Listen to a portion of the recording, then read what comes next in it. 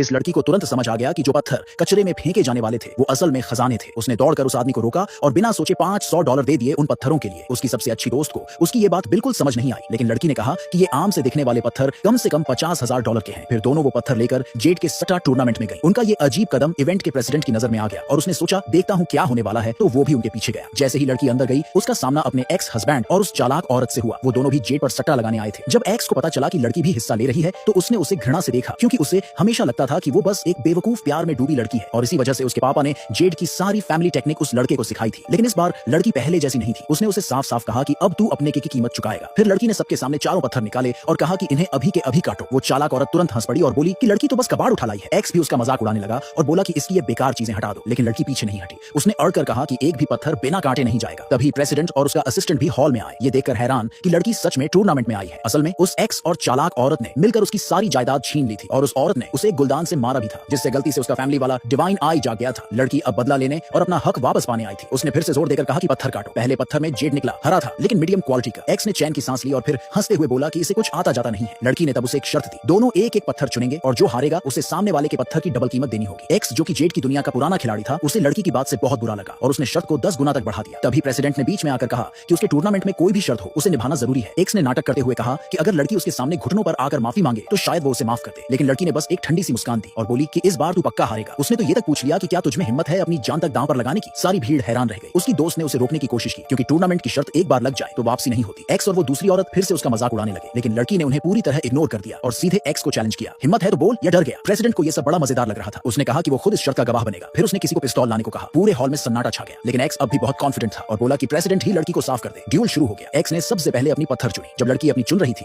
उसकी दोस्त फिर से उसे रोकने लगी और बोली कि प्रेसिडेंट से मदद मांग ले, लेकिन उससे पहले ही लड़की पत्थर उठा चुकी थी। प्रेसिडेंट ने नोटिस किया कि लड़की ने वो पत्थर चुना है जो वहां स्टेप के लिए इस्तेमाल होता था। उसने बोला कि वो तो असली जेड जैसा कुछ नहीं है। एक्स को फिर मौका मिल गया लड़की को नीचा दिखाने का और लोग भी लड़की के खिलाफ बातें करने लगे। तभी लड़की ने किसी की बात सुनी भीड़ में से। कोई कह रहा था कि एक्स को उसके टैलेंट की वजह से लड़की के घर वालों ने अपनाया था और इसलिए उसके पापा ने उसे सारी जेड की टेक्निक सिखाई। ये सुनकर लड़की का पारा चढ़ गया। उसने चिल्लाकर कहा, तू कितना गिरा हुआ है, अगर मेरी फैमिली ना होती तो तू कहीं का नहीं रहता। एक्स गुस्से से तिलमिला गया और कहा कि पहले उसकी पत्थर काटी जाए। उसमें से निकला रेड जेड, वो भी हाई क्वालिटी का। सबने मान लिया कि अब लड़की के जीतने का कोई चांस नहीं है। एक्स और भी ज्यादा मजाक उड़ाने लगा और बोला कि हार मान ले। उस दूसरी औरत ने फिर प्रेसिडेंट से कहा कि अब लड़की को सजा मिलनी चाहिए, लेकिन लड़की ने बहुत शांति से कहा, अब तक मेरी पत्थर तो खोली ही नहीं गई है, क्या प्रेसिडेंट को लगता है मैं हार जाऊंगी? प्रेसिडेंट को उसका आत्मविश्वास बहुत दिलचस्प लगा। उसने तुरंत कहा कि लड़की की पत्थर भी काटो और जैसे ही जेड बाहर निकला पूरा हॉल एकदम दंग रह गया।